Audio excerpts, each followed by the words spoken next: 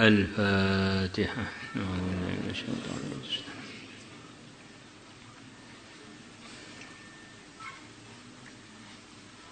Bismillahirrahmanirrahim. Fathul Masail Itsnain 26 Jumadil Tsani 1442 8 Februari 2021. Soal pertama. Wanita melahirkan dengan cara dioperasi kaisar. Dioperasi kaisar itu katanya ceritanya dulu itu pertama kali yang lahir dengan kaisar itu adalah salah satu istrinya kaisar, kalau nggak salah kaisar Romawi.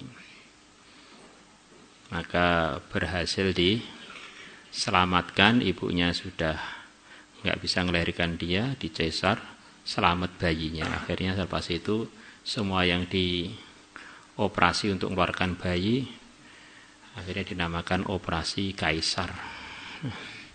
Katanya begitu itu. Akhirnya anaknya itu jadi kaisar, salah satu kaisar.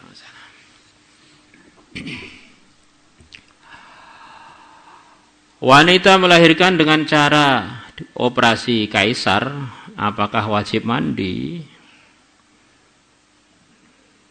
Kalau lahiran normal wajib mandi, ini lahirnya nggak normal, tidak dari jalannya, gimana? Seorang wanita yang melahirkan dengan cara operasi kaisar, apakah diwajibkan mandi? Jawab iya, diwajibkan mandi.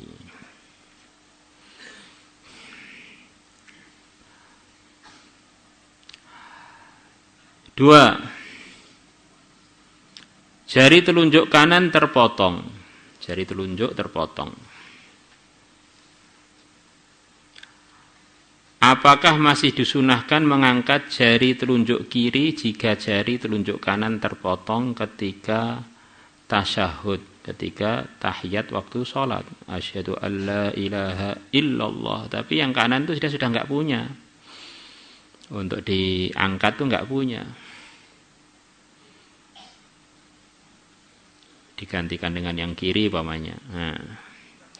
Jawab tidak disunahkan bahkan makruh.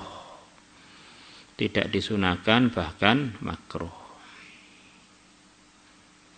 Pertanyaan yang ketiga. Bagaimana hukumnya membangun kijing? Membangun bangunan khusus di atas kuburan, di TPU, di tempat pemakaman umum. Di tempat ini milik umum, bukan milik pribadi. Kalau milik pribadi ini nggak dibahas, itu boleh. Milik umum bagaimana? Yang muktamad di dalam mazhab Syafi'i nggak boleh, alias haram. Tetapi di sini ini ada khilafiyat, termasuk di dalam mazhab Syafi'i sendiri ada pendapat kalau kuburnya orang soleh, orang khusus, biar mudah orang mengenali dia untuk ziarah dan seterusnya, maka di dalam mazhab Syafi'i sendiri juga ada yang membolehkan. Begitu. Kemudian ada kitab khusus membahas urusan ini, urusan di pekuburan umum untuk orang-orang soleh diberi bangunan khusus itu boleh enggak yang telah berjalan di umat Islam selepas ditinggalkan oleh Rasulullah SAW. Kesimpulannya justru yang telah diamalkan umat, yang itu pendapat-pendapat itu sebagian dan sekian banyak dikumpulkan dalam kitab Kasfus Sutur Fima Ashkala min Ahkamil Kubur. Kesimpulannya itulah yang diamalkan oleh umat berabad-abad selepas wafatnya Nabi, dan tidak ada yang mengingkari yaitu membolehkan kuburan-kuburan khusus walaupun di tempat umum diberi penanda khusus, bangunan khusus, kubah khusus dan lain sebagainya. Sebagaimana kita tahu ketika Nabi wafat dan sebelum Nabi wafat, kuburan umum di Madinah itu diantaranya adalah Al-Baqi Al-Gharqad, kuburan Baqi, kuburan umum sampai sekarang. Enggak ada pemiliknya secara khusus. Tapi di Baqi sebagian, kalau dari pintu masuk sekarang sebagian kanan, itu isinya adalah tokoh-tokoh khusus di dalam Islam. Bahkan keluarga-keluarganya Rasulullah, istri-istri beliau hampir semuanya di situ. Sayyidah Fatimah di situ, Sayyidah Aisyah di situ, Sayyidina Hasan di situ. Kemudian Sayyidah Zainab putrinya Nabi juga di situ. Istri-istri Nabi yang lain juga di situ. Ini yang keluarga Nabi. Kemudian di situ juga ada tokoh-tokoh Islam. Di samping sahabat sekian banyak, mungkin 10 ribuan dipakai itu. Ada kuburannya Imam Malik, ada kuburnya macam-macam tokoh lagi di sana, termasuk Maulana Zakaria rahimahullah yang menyusun Fadhil Amal yang di akhir-akhir.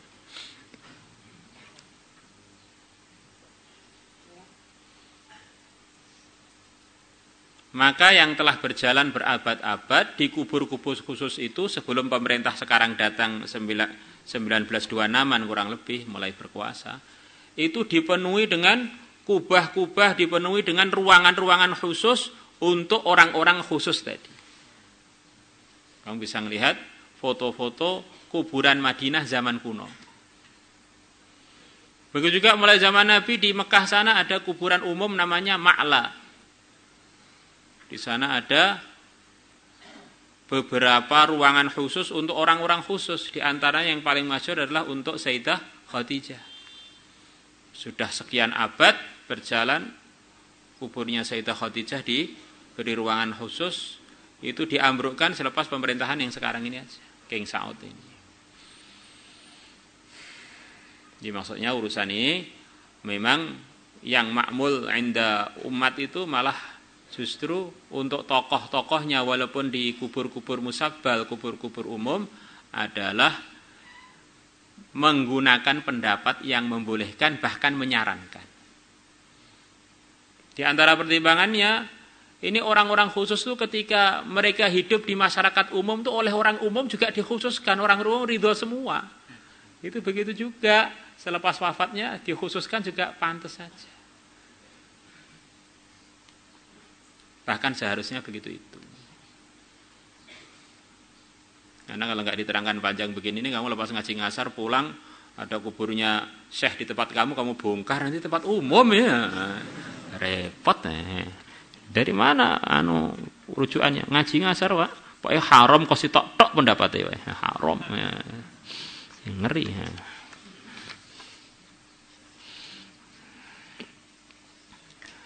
La ilaha illallah. Bagaimana hukum bagi wanita memandang tubuh seorang laki-laki ajnabi yang bukan mahram? Mohon penjelasannya. Ini yang punya mata itu laki-laki dan wanita. Dan perintah secara umum di Quran enggak laki-laki enggak wanita suruh menjaga sebagian pandangan matanya. Kullil mu'minina yaghuddu min absarihim. Katakanlah wahai Muhammad kepada orang-orang iman yang laki-laki supaya mereka menundukkan sebagian pandangannya. Bukan semuanya, sebagian. Karena ada sebagian nundukkan pandangan itu enggak bagus. Waktu ngaji nunduk terus sampai ngantuk. Naik sepeda motor nunduk terus nabrak. Sebagian.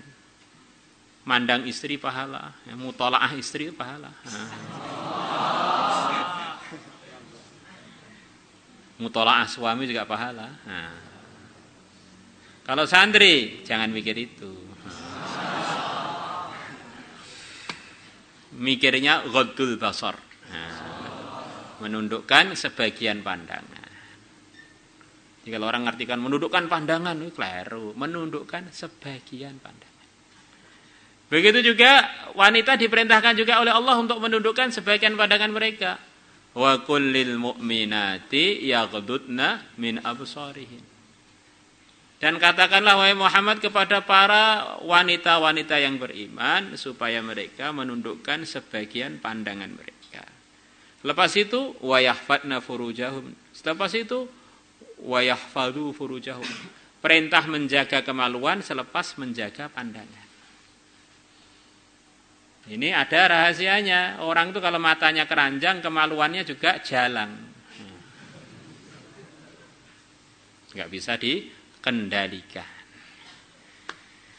Kalau orang ghodul basar, apa sih hikmahnya? Wah banyak. Kalau kamu ghodul basar nanti menikah, taunya wanita itu ya istri kamu itu. Akhirnya ngelihat istrinya itu seperti ngelihat bidadari.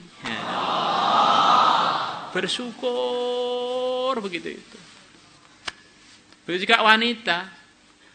Kalau dia ghodul basar, begitu dia menikah, perasaannya janoko manek kates ya ini. Wes suami yang top. Akhirnya syukur melihat suaminya itu asam lambungnya sembuh. Sumpek-sumpeknya sembuh. Ini yang telah dipilihkan Allah untuk saya. Tapi orang itu kalau enggak ghodul basar, melihat orang-orang ganteng atau melihat orang-orang cantik, ternyata istrinya enggak seperti yang dipandang. Akhirnya melihat istrinya itu seperti dapat hukuman. Melihat suaminya itu seperti masuk penjara. Akhirnya keluarlah hormon kortisol, ngerusakkan sel-sel tubuh. Jadi kalau orang itu bahagia keluar hormon endorfin, melihat itu langsung jadi bergairah, akhirnya sel-sel yang mati itu hidup lagi. La ilaha illallah. Ini penting loh. Keluarga-keluarga gak harmonis itu tidak ada sebabnya karena nggak ngamalkan ghodul basar itu. Pengen saya yang itu, dapatnya yang ini, wis. Jawab ada perincian. Jika melihat antara pusar, antara udel dan lutut, maka haram secara mutlak, baik dengan syahwat atau tidak. Melihat antara pusar dan antara lutut, itu haram secara mutlak, baik dengan syahwat ataupun tidak dengan syahwat. Maka kadang-kadang orang itu berpakaian, ya laki-laki ya perempuan berpakaian, tapi perpakaiannya terlalu ketat, akhirnya seperti orang nggak berpakaian, walaupun dia pakai pakaian, kalau dilihat itu ya seperti melihat yang dibaliknya pakaiannya. Kan akhirnya memfasilitasi orang untuk maksiat. Kasiyatun ariyat, kasin arin. Maka santri putra, santri putri kalau pakai baju jangan ngampret. Paham ya? Ini penunggang-penunggang kuda kalau pakai baju jangan ngampret. Itu enggak boleh. Untuk selain antara pusar dan lutut ada perincian. Jika dikhawatirkan akan menimbulkan fitnah, maka dimufakati adalah haram. Penting lihat ternyata deg-degan, ternyata mikirnya jadi pikiran yang ngeres dan sebagainya, dan akhirnya enggak jadi ngaji, akhirnya enggak jadi terjaga dari keburukan, malah maksiat dan seterusnya, maka ini mufakat haram. Dan insya Allah umumnya yang normal kan begitu itu. Kalau melihat yang bukan mahram ya deg-degan lah, mestinya begitu itu. Kalau enggak ya dikhawatirkan kurang sehat. Jika dikhawatirkan akan menimbulkan fitnah, maka ittifaq hukumnya haram. Jika tidak dikhawatirkan menimbulkan fitnah, maka ada perbedaan pendapat. Menurut Imam An-Nawawi tidak diperbolehkan. Ini bagi wanita loh. Sebagaimana seorang laki-laki tidak diperbolehkan memandang wanita ajnabiyah. Begitu juga wanita tidak boleh melihat laki-laki yang bukan mahramnya. Saya enggak nyetrum pas Pak, waiting tresno jalaran kulino. Tumbuhnya cinta itu karena biasa. Nadratun fabtisamatun famau'idun faliqa. Pertama kali ngelirik-ngelirik, kedua kali senyum-senyum, ketiga kali janjian, keempat kali ketemu beneran. Nadratun fabtisamatun famau'idun faliqa. Menurut Imam Rafi'i diperbolehkan. Saya tak ikut yang memperbolehkan aja Pak. Ya hati-hati aja.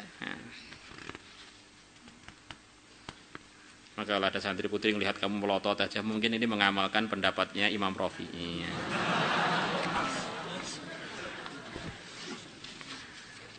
La ilaha illallah. Orang itu kalau pengen takwa ya segala macam kemudahan tidak jadi alasan bagi dia untuk melanggar.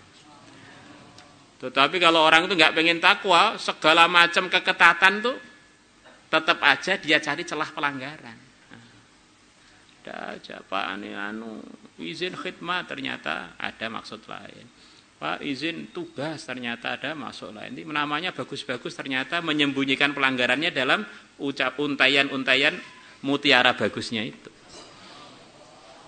Maulaya salli wa sallim daiman abada ala habibika khairil khalqi kullihim huwal habibul ladzi turja syafa'atuhu li kulli hawlin minal ahwali mutahimin ya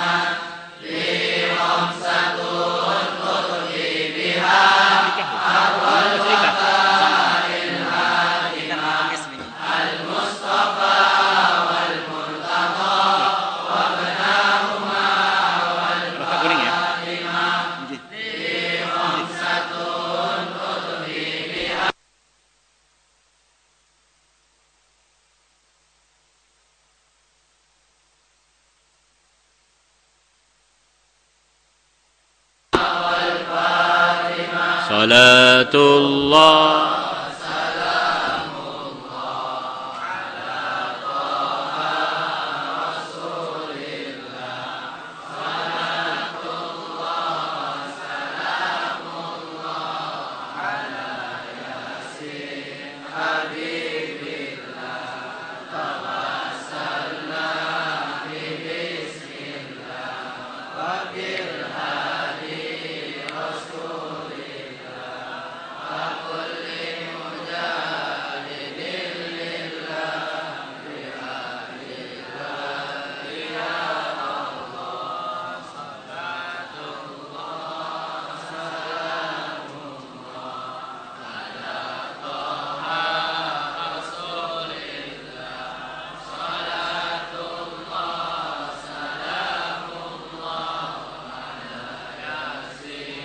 Amin.